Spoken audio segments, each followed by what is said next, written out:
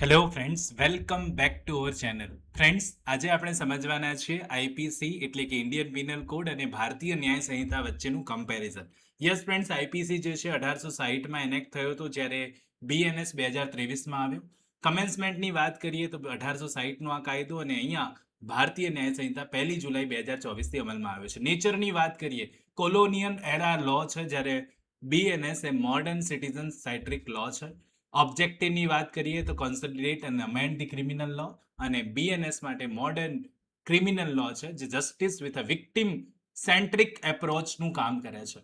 23 ચેપ્ટરો હતા આઈપીસીમાં, અહીંયા 20 છે. ટોટલ સેક્શન 511 હતી, અહીંયા 358 છે.